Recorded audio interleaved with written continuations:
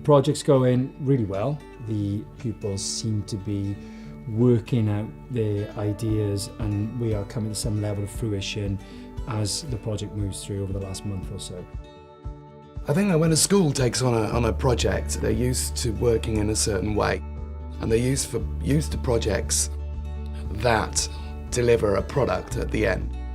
This project is really about looking at how we learn and creative ways of learning. That, I think, is the interesting phase for the project as a whole, and particularly for the school with a view to looking at how they learn from the experience.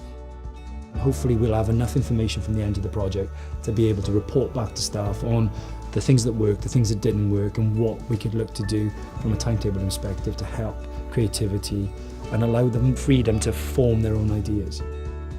The kids chose both the practitioners, so we got a fine artist and a beatbox practitioner. So I've been brought here to work with these kids to basically teach beatboxing, rap, looping and hip-hop production and so on, through teaching science through these creative art forms. What they're doing right now is really interesting. They're turning some of the knowledge that kids have got about the human body into lyrics. They're working in small groups. Some of them are writing lyrics and going to perform a rap over a beat and background music that others of the group have created.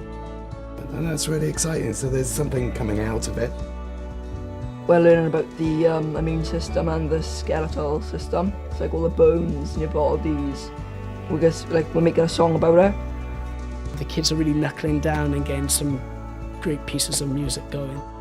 The aims have been acquiring knowledge about our physical bodies, but acquiring knowledge through very practical means. For me, it's been a real learning curve. So it's been very much about skills, how to do things, how to make things, and then learning through making. We're actually seeing the pupils engage in different ways, looking for different ways of learning. The visual learners, using that kind of level of research to find out their ideas.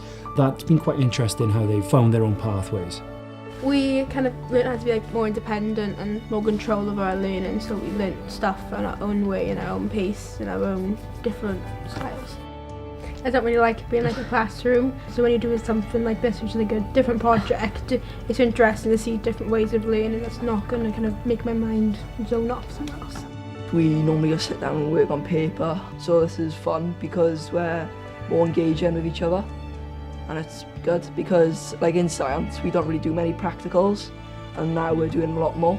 I think it helps us more because it's not like a classroom, and in the creative schools, it's just like giving you an opportunity to do things on your own. I'm learning as an individual within school that ownership of learning then is something that possibly we don't give them enough of in school, and this project is giving them that level of ownership, and that hopefully they'll be able to take that with them, as they go forward.